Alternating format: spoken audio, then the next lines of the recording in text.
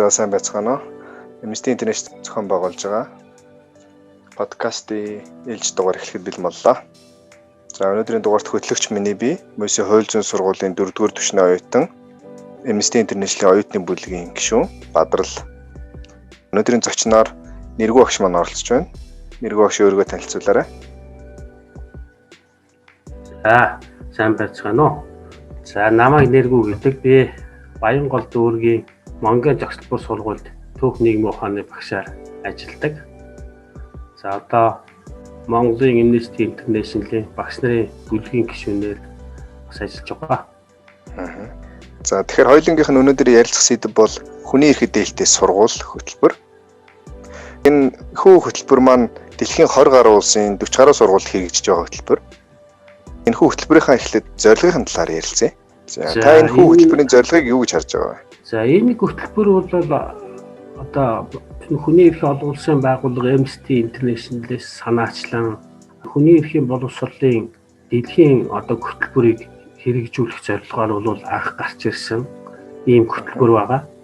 За энэ хүний эрхийн боловсролын хөтөлбөрийн дэлхийн хөтөлбөрийн нэг зүүнчний байгууллагаас баталсан энэ хөтөлбөрийн эхний үе шатны зорилтууд нь бол хүний эрхийг одоо бага дунд боловсролын тогтолцоонд зааж одоо сургах, түгээн дэлгэрүүлэх ийм зорилгыг бол энэ хөтөлбөрийн эхний шатанд уриалсан ийм одоо том хөтөлбөр хэрэгжиж байсан.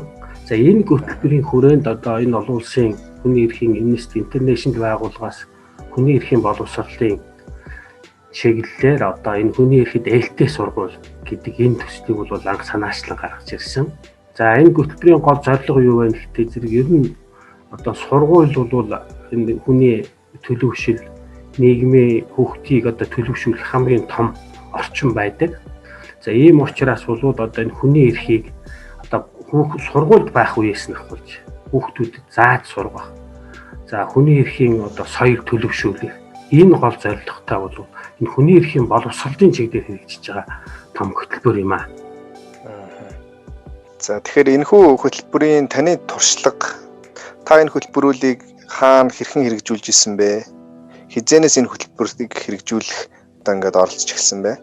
За миний бие бол одоо 2007 онд анх одоо орон нутагт зохион байгуулагдсан. За энэ Монголын Amnesty International-ийн одоо шинэ гишүүдийн эсвэл одоо танилцуулах сургалтанд анх хамрагдсанаар за энэ байгууллагатай бол энэ байгууллагын гишүүн болж үйл ажиллагаанд нь бол идэвхтэй оролцож ирсэн. За ингээд одоо энэ хүний эрхэд ээлтэй сургууль хөтөлбөр бол 2009 оноос бол одоо хэрэгжиж эхэлсэн. За энэ хөтөлбөр хэрэгжиж эхлэх анхны үеэс нь л одоо эхлүүлээд л одоо энэ хөтөлбөрийг хэрэгжүүлэх ажлыг орон нутагт одоо би Тархангуул аймгийн 19 одод зохицлбор сургуулиуд за мөн одоо Улаанбаатар хотод одоо Баянгол дүүргийн Монголын зохицлбор сургуулиудад бол хөрөхөө ажиллаж байгаа зандаа бол энэ хөтөлбөрийг хэрэгжүүлж байгаа юм аа. Тэгэхээр та ер нь энэ хөтөлбөрийн үр дүнг хэрхэн харж байгаа вэ? Одоо жишээ ч юм уу байвал та хүмүүс сонирх багтай. За энэ хөтөлбөрийн одоо ач холбогдол гэх юм бол одоо шиг чухал ач холбогдолтой хөтөлбөр гэж ингэж харж байгаа. За дунд сургуульд одоо хүүхдүүд одоо оюун ухаан, боловсролын талаар, танин мэдхүйн талаар одоо гол үйл ажиллагаа явуулдаг ч гэсэн за хүүхдийг одоо нийгмийн одоо идэвхтэй иргэн болж төлөвшүүлэх явдал бол бас энэ боловсролын нэг чухал одоо зорилт байдаг. Тэгэхээр энэ зорилтыг биелүүлэхэд бол одоо энэ хүний эрхэд ээлтэй сургууль хөтөлбөрүүд бол маш чухал ач холбогдолтой. Сургуулийн одоо олон талын үйл ажиллагааг хамарч явдаг. За хүүхдийг нийгмийн амьдралд бэлтгэх, хүний эрхийн соёлыг төлөвшүүлэх, одоо хүний эрхийн соёл мэдрэмж хандлагатай болоход бол одоо их чухал ач холбогдолтой ийм хөтөлбөр байдаг. За бид нар бол энэ хөтөлбөрийг анх одоо хэрэгжүүлэхдээ яаж эхэлсэн гэхлээр одоо сургууль дээрээ бол энэ олон улсын байгууллагын сурагчийн клубыг бол байгуулсан. За энэ клубээр дамжуулж бид нар бол хүний эрхийн одоо сургууль сурталчилгаа за мөн одоо энэ олон улсын байгууллагын олон төрлийн кампанит ажлуудыг бол бид нэр зохион байгуулж За энэ чиглэлээр одоо бүлэг бол одоо нэлээд идэвхтэй сайн ажиллаж тодорхой үр дүнд хүрч исэн. За манай хүүхдүүдээс бол за дунд сургуульд одоо амжилттай сурч төгсөөд одоо мөн цаашлаад оюутан болох, за мөн одоо ажилдаа гараач гэсэн одоо энэ чиглэлээр одоо нийгэмд идэвхтэй үйл ажиллагаа явуулж байгаа юм. Тэрхүүний сайн хүүхдүүд бол их олон хүүхдүүд төрж гарсан юм аа. Ингээ эдгээр хүүхдүүдээс бол манлайдагч тийм шилдэг хүүхдүүд бол одоо нийгмийн одоо амьдрал идэвхтэй оролцож өөрсдийнхөө дуу хоолойг одоо өргөөд ингээд явж байгаа. Ийм сайхан жишээнүүд бол их олон бий. Тасаа ярьж ин л да клуб байгуулад ажилласан гэ тэ. Тэгэхээр ер нь бол одоо энэ манай 10 жилийн боловсрал чинь маш ахуй байдаг. Тэгэхээр энэ хөтөлбөрийг ер нь яаж одоо тэр хөтөлбөрт нь шингээсэн бэ? Тэр клубийн үйл ажиллагаа ер нь яаж явдаг вэ? Одоо цаашлаад энэ хөтөлбөрийг сургууль дээр хэрэгжүүлэх одоо багш нар байна гэх юм бол одоо ямар арга зөвлөмж байна вэ? Таны зүгээс өгөх. За тэгэхээр хөтөлбөр бол хэрэгжих тодорхой аргачлал, тодорхой үе шатууд, ийм арга зүйн зөвлөмжтэй. Тэгэхээр энэ хөтөлбөрийг бол одоо гол нь бол бид нар хүүхдүүдийнхээ өөрсдөө оролцоон дээр бол тулгуурлаж хэрэгжүүлдэг. За энэ хөтөлбөрт бол сургуулийн одоо идэвхтэй манлайлагч тийм шилдэг одоо сурагчд бол ихэнхдээ хамрагддаг. За энэ хүүхдүүдийн одоо их манлайлалд орвол за энэ хүний эрхийн одоо чиглэлээр төрөл бүрийн сургалтууд одоо их зохион байгуулагдаж байна. За мөн нийгэмд хандсан бас нөлөөллийн ажлууд их явдаг. За тодорхой компанид аянуудын хүрээнд. За нөгөө талаас бол энэ олон улсын байгууллагын одоо хэрэгжүүлдэг тогтсон компанид ажлууд байдаг. Энэ компанид ажлуудад одоо улам жил болгон бол амжилттай идэвхтэй орцож ирсэн хүүхдүүд бол. За жил болгоны одоо 12 сарын одоо 10-ны өдрийг олон улсын хүний эрхийн өдөр гэж тэмдэглэдэг. За энэ өдрийг бол сургууль дээр бол бид нэр тусгай одоо арга хэмжээ болгоод зохион байгуулж, төрөл бүрийн ажлуудыг зохион байгуулдаг. За идэвхтэй сурагчдын хувьд бол одоо өөрсдөө манлайлаад одоо төрөл бүрийн сургалт одоо тэр хүүхдүүдийн дунд зохион байгуулах олон ажлуудыг бол одоо өөрсдөө өдөртөн зохион байгуулж явуулдаг. Энэ чиглэлээр хүүхдүүд бол одоо их сайхан чадварчиж одоо олон нийтийн ажлыг зохион байгуулах энэ чиглэлд бол өөрсдөө суралцдаг. Ийм зүйл байна. Тэгэхээр одоо энэ хөтөлбөрийн нэрнээс л харагдаж байна л да, хүний эрх дээлтэй сургууль гэдэг. Одоо яг ямар сургуулийг хүний эрх дээлтэй сургууль гэж үзэх үү? Энэ хөө шалгуур нь юу байдаг вэ?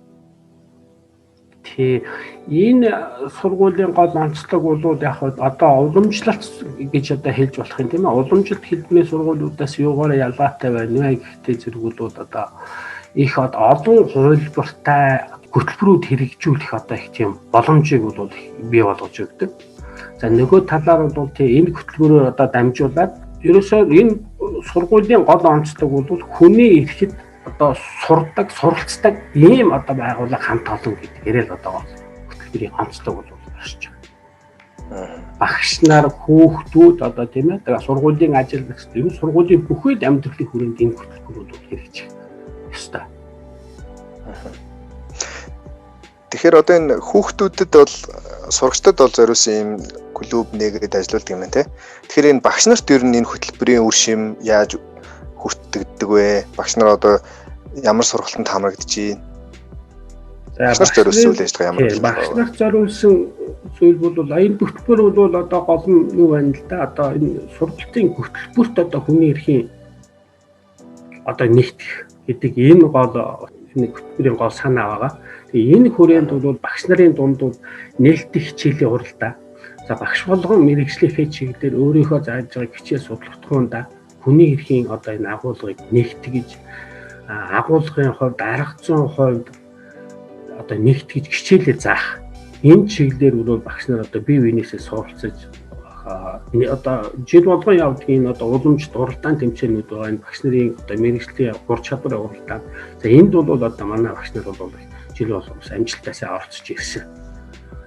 Сургалтын хөтөлбөрөөр дамжуулаад одоо хөтөлбөртөө хичээл судалгатгуундаа зааж байгаа арга зүйдээ агуулгатай хичээлийнхээ агуулгадаа бол хүний эрхийн одоо агуулгыг бол шингээж ингэж одоо хичээлээ зааж төлөвлөж байгаа. За ийм талаар. Тэгээд энэ өөрсдийнхөө туршлагуудыг багш нар хоорондоо бие биенээсээ харилцан суралцж байна. Ийм одоо даваа талууд бас байна. За тэгэхээр та түрүү нөгөө орон нутгаар болон ингээд сургуулиудаар энэ хөтөлбөрийг хэрэгжүүлэх явж исэн гэдгийгсэн. Хөтөлбөрийг ингээд хэрэгжүүлъя, танаа сургуулийг хүний эрхийг дээлтэй сургууль болгоё гэхэд хүмүүс тэр багш нар болон суралцагчид маань хэрэг хүлээж авч байна. Ойлгож байв уу? Тийм жоохон бэрхшээл тулгарч байв уу танд? Яг уу за хүүхдүүдийн хувьд бол их сонирхолтой сайхан хүлээж авдаг л та. Яг тэр одоо яг тэр өөрсдийнх нь оролцоонд нь тулгуурлаад одоо энэ хүний эрхийг дээлтэй сургуулийн хөтөлбөр одоо өөрөө хэрэгждэг учраас хүүхдүүдийн зүгээс зүгээр гол жаахан бэрхшээл гэж байгаа зүйл бол одоо манай багш нарын болоод энэ сургуулийн удирдлагуудын зүгээс үзүүлэх одоо энэ хандлага хуучин цаг одоо жаахан хандлагаар жаахан нөлөөлөх гэдэг тал бий. Энэ дээр л одоо гол бэрхшээл бий. Тийм учраас багш нар өөрсдийнхөө одоо тэр хандлага юугаар өөрчилчих юм бол энэ хөтөлбөр бол цаашаа одоо нэгэнт ойлгоод энэ хөтөлбөрийг үйлснэг дэмжиж явчих юм бол хөтөлбөрт бол өөр учрах бол сайд байхгүй. За тэгэхээр энэ хүний эрхийг дээлтэй сургууль хөтөлбөрийн хүрээнд ямар ажлууд хийгддэг вэ?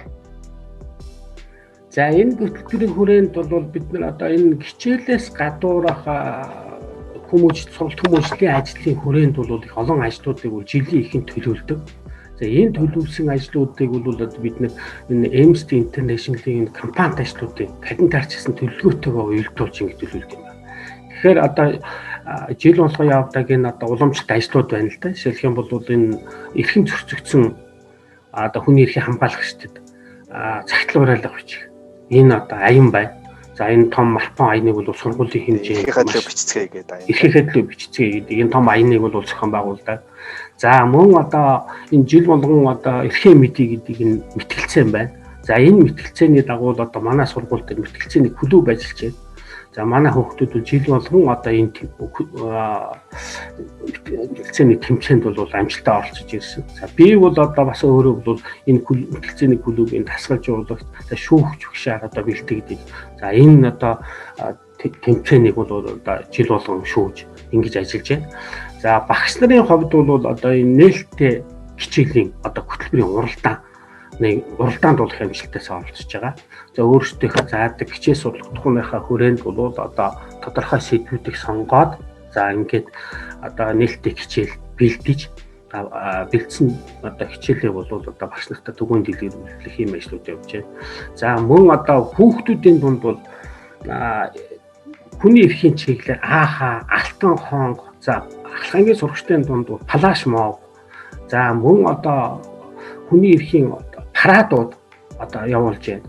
За мөн одоо энэ хүний эрхийг одоо юугаар сурталчлах, олон нийтийн түгээн дэлгэрүүлэх гэдэг зорилгоор одоо явагддаг энэ футболкны өдөрлөг гэж байдаг. За энэ футболкны өдөрлөгт бол манай сургууль дээр бол амжилттай оролцдог. За ийм байдлаар бол одоо манайд бол тогтсон ажлууд бол багтдаг.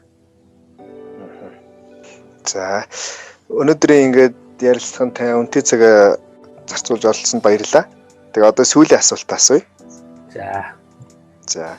Тэгэхээр одоо энэ хөтөлбөрийг цааш нь хэрэгжүүлээд явахад одоо манай нийгэмд болон хүүхдүүдийн боловсролд мөн сургуулиудад хүний эрх дээрэлтэй болох боломжийг хангахад одоо үр шим болно гэдгийг та уриалаад тэгээд энэ подкаст өндөрлөё.